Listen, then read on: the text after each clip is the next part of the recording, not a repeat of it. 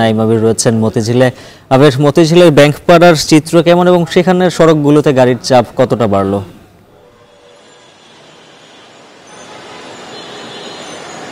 উজ্জ্বল, মতিঝিলের ব্যাংকপাড়ার পরিস্থিতি বেশ স্বাভাবিক আমরা যদি বলি, এবং আপনি নিশ্চয়ই জানেন যে আজ থেকে যেহেতু একেবারে পূর্বের যে নিয়ম অনুযায়ী অর্থাৎ 9টা থেকে 5টা পর্যন্ত অফিস শুরু হবে, এবং জনপ্রশাসন মন্ত্রণালয় থেকে গতকালকে যে বিজ্ঞপ্তি এসেছে তারপর থেকে মূলত আজ একেবারে পূর্বের ন্যায় যেভাবে অফিস চলবার কথা সেভাবে শুরু হয়েছে।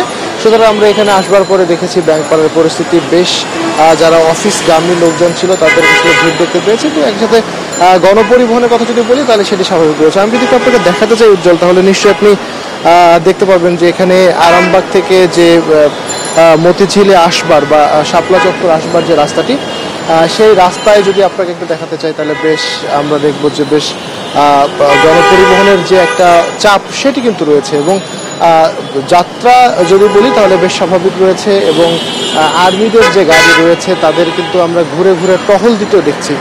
সুতরাং সার্বিকভাবে যদি বলি আইন শৃঙ্খলা বা সড়কের শৃঙ্খলা রক্ষায় যারা কাজ করছে, ট্রাফিক পুলিশ থেকে শুরু করে পুলিশ এবং আইন শৃঙ্খলা রক্ষাকারী বাহিনী, বিশেষ করে সেনাবাহিনী, তারা কিন্তু টহল দিতে আমরা দেখেছি। সার্বিকভাবে একেবারে যে স্বাভাবিক জীবনযাত্রা যদি বলি, যে ঠিক যেরকমভাবে স্বাভাবিক একটি দিন শুরু হয় ঢাকায়, সেরকমই একটি আমরা দিন আসলে এখানে শাপলা চত্বরে অর্থাৎ মতিঝিলে আসলে এসে দেখতে পেয়েছি।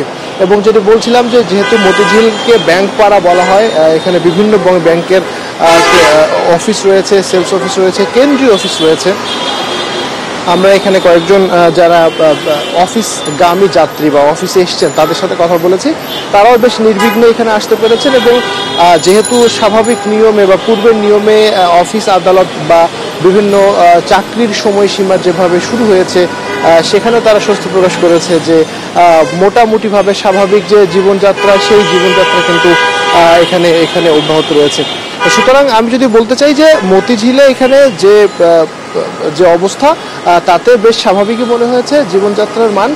তবে অনেকেই যাদের সাথে কথা হয়েছে তারা কিন্তু বলছেন যে গণপরিবহন এবং ব্যক্তিগত যানবাহন যেগুলো রয়েছে সেগুলো তো চলছেই, তবে মেট্রো রেলের ব্যাপারে কথা বলেছেন যে মেট্রো রেল একটু দ্রুতই যেন ছেড়ে দেওয়া হয়, যদিও সেটি আসলে সময় সাপেক্ষ ব্যাপার আমরা জানতে পেরেছি যতটুকু মেট্রো রেলের কর্তৃপক্ষের কাছ থেকে।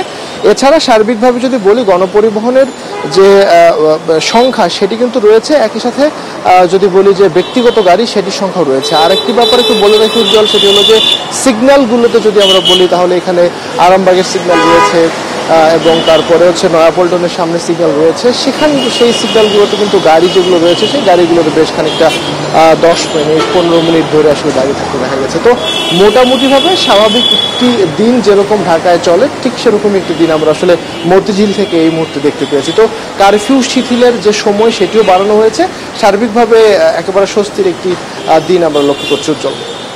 নাইম আবির যুক্ত ছিলেন মতিঝিল থেকে।